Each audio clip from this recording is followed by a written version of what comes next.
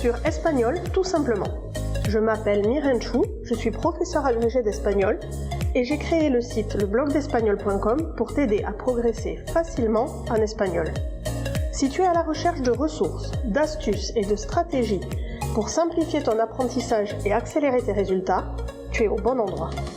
Dans ce podcast, je partage avec toi des outils précis et concrets pour t'aider à atteindre tes objectifs en espagnol dans la joie et la bonne humeur. Alors, installe-toi confortablement et c'est parti pour l'épisode du jour.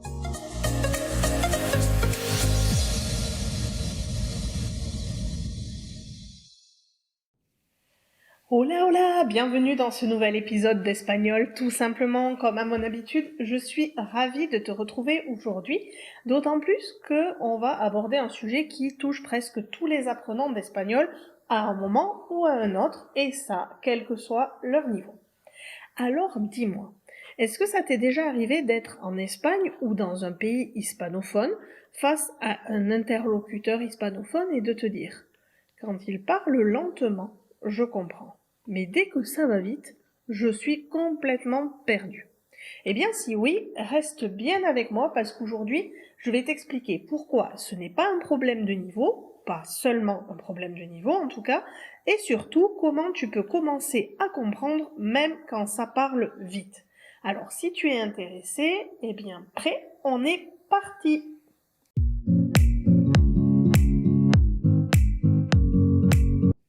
Alors, à part les natifs, on a tous plus ou moins vécu cette situation. Tu sais, ce moment précis où on te parle espagnol vite, trop vite, et tu reconnais quelques mots au vol, une intonation, une émotion, où tu as une vague idée de ce qui se joue, mais tu sens bien que tu n'as pas tout loin de là. Alors, tu souris, tu hoches la tête et tu lâches un si un peu automatique et très timide. Et à l'intérieur, il y a une petite voix qui te murmure « Je ne comprendrai jamais quand il parle à cette vitesse. » Et je vais te dire quelque chose de très clair que j'ai pu vérifier à plusieurs reprises depuis que j'enseigne. Ce n'est pas la vitesse qui te bloque, c'est la manière dont tu écoutes. Et cette nuance-là peut transformer ton expérience de l'oral. Donc, comme je te le disais, le vrai problème, ce n'est pas la vitesse, c'est la pression que tu te mets. On en a déjà parlé quelques fois, mais quand quelqu'un parle vite en espagnol, ton cerveau passe instantanément en mode alerte. Tu veux tout comprendre, tout retenir. Tu traduis, tu analyses, tu anticipes et tu stresses. Et pendant que tu es occupé à vouloir tout maîtriser, eh bien, logiquement, le fil de la conversation t'échappe. Donc ce n'est pas un problème de niveau, de capacité à comprendre ou de vocabulaire suffisant. Bien sûr qu'il faut quelques mots pour comprendre. Si tu es complètement débutant, il faut avoir une base, mais souvent c'est plus un problème de surcharge cognitive, de surcharge de ton cerveau, qu'un problème de niveau. Tu n'écoutes plus pour comprendre, tu écoutes pour ne pas rater, tu écoutes pour être à la hauteur et tu te mets une énorme pression. C'est ce glissement-là qui change complètement la donne. Parce que comprendre une langue, ce n'est pas réussir un exercice. Ce n'est pas traduire mot à mot. Comprendre, c'est capter une intention, une direction, un mouvement dans la conversation. Le jour où tu acceptes ça, tu fais un pas immense vers la fluidité de ta compréhension. Il y a un mythe qui t'a probablement ralenti pendant des années. Quand j'aurai plus de vocabulaire, je comprendrai mieux. Comme je te le disais juste avant, c'est vrai en tout départ, quand tu es débutant, à zéro, mais dès que tu as du vocabulaire, ça n'entre plus en ligne de compte. Tu retrouveras dans les notes de cet épisode le lien vers un article du blog où je t'explique qu'avec déjà 100 mots, on peut suivre 50% des conversations du quotidien. Je te laisse aller voir dans les notes de cet épisode, mais c'est assez édifiant et dans le même article, je te donne d'ailleurs mes meilleures techniques pour ne plus oublier le vocabulaire. Donc, quand tu te dis « quand j'aurai plus de vocabulaire, je comprendrai mieux », pour ton cerveau, c'est logique, c'est rassurant. Mais c'est aussi très trompeur, parce que ce que j'observe très souvent chez les apprenants, c'est que plus ils empilent des mots non automatisés, plus ils créent de la confusion à l'oral. Le cerveau ne sait plus où donner de la tête. Il hésite, il compare, il doute, et pendant ce temps-là, la conversation continue. Donc ça, c'est le fameux, pour remédier à ça, il y a entre autres le fameux 80-20 ou la loi de Pareto. Pareil, tu as plein d'articles à ce sujet sur le blog, notamment un qui t'explique bien les fondements de cette loi et pourquoi il vaut mieux apprendre peu mais utile que beaucoup mais sans fil conducteur.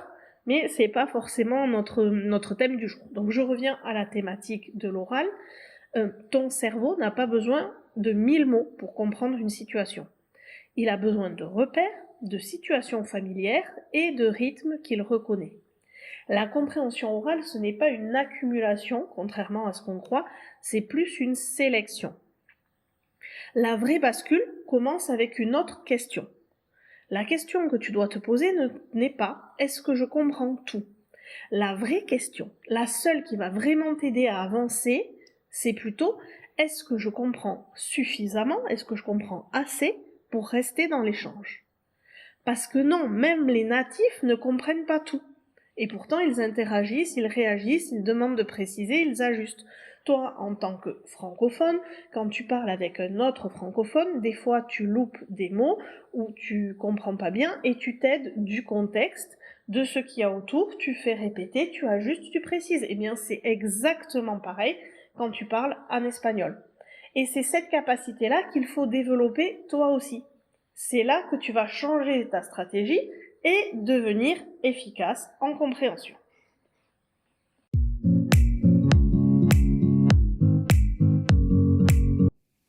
Alors, qu'est-ce qui fait vraiment la différence quand quelqu'un parle vite ? Quand tu écoutes un hispanophone, tu peux t'entraîner à ne plus courir après chaque mot, mais à chercher l'intention et à t'accrocher aux segments de parole les plus importants. D'abord, demande-toi quelle intention. Est-ce qu'on te raconte quelque chose ? Est-ce qu'on te pose une question ? Ou est-ce qu'on t'explique un problème ? Peut-être aussi qu'on te propose une solution. Rien que ce déplacement de focus, c'est-à-dire j'essaie de comprendre déjà de quoi il s'agit avant de comprendre chacun des éléments du discours, ça change radicalement ton niveau de compréhension. Et ensuite, il y a les fameux mots pivots que ton oreille peut commencer à attraper presque instinctivement. Des mots comme hoy, mañana, porque, entonces, problema, pero. Ces mots basiques. Dans mon pack tout en un, espagnol simple et pratique, j'ai dressé des listes de fréquences. Ça, associé à la loi de Pareto, c'est-à-dire à prendre les 20% les plus importants qui te servent dans 80% des situations et à des révisions espacées comme il faut, te permet avec peu de mots de comprendre l'essentiel de chaque situation. Les listes de fréquences, c'est les mots les plus fréquents. Je viens de t'en citer quelques-uns qui sont à l'intérieur. Si tu apprends déjà les 100 verbes les plus fréquents, les 100 adjectifs les plus fréquents, les 100 mots les plus fréquents, tu verras que tu vas élucider beaucoup plus de situations qu'avec des mots moins fréquents.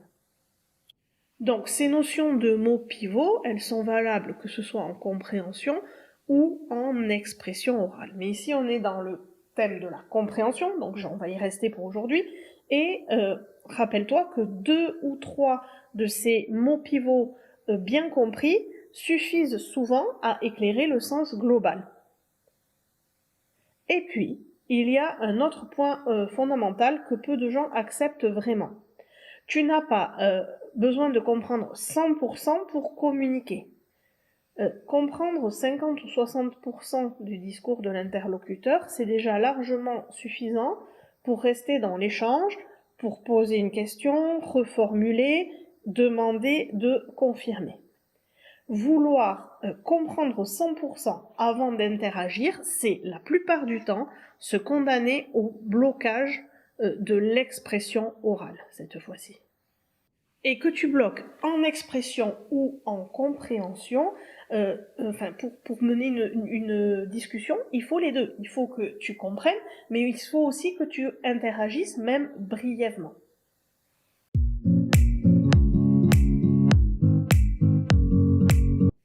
Il faut que tu retiennes bien qu'à l'oral, on ne comprend pas mieux en forçant. On apprend mieux en acceptant une part de flou. Il y a aussi une manière d'écouter qui libère énormément. C'est ce que j'appelle l'écoute en spirale. Une première écoute pour l'ambiance, une deuxième pour repérer quelques mots-clés, et une troisième pour stabiliser le sens. Là, je te parle pas trop des conversations réelles, je te parle plutôt quand tu es en situation de compréhension orale pour passer des certifications, pour comprendre une vidéo, pour comprendre une série, un podcast, un extrait de radio, bref, quand tu as les moyens de travailler ton oral. Tu n'es pas obligé de tout saisir du premier coup. Personne ne le fait, même dans sa langue maternelle, je te le répète, il y a toujours des situations où tu n'as pas vraiment tout compris de ce que te raconte la personne en face de toi. Et puis, il y a des petites autoroutes du son que ton cerveau peut reconnaître de plus en plus vite. Il faut que chaque fois que tu rencontres ces mots ou ces locutions répétitives, tu les notes et tu les apprennes. Par exemple, c'est por eso, es que, lo que pasa es que, a ver, mira. C'est ce qu'on appelle des muletillas, des petits mots sur lesquels tu peux t'appuyer, que ce soit en compréhension ou en expression. Plus tu les reconnais automatiquement, plus le débit général va te sembler lent, que ce soit le débit de ton interlocuteur ou que ce soit toi où tu vas utiliser ces petits mots pour gagner du temps. Vraiment, c'est un aspect fondamental de l'oral en espagnol quand on est apprenant.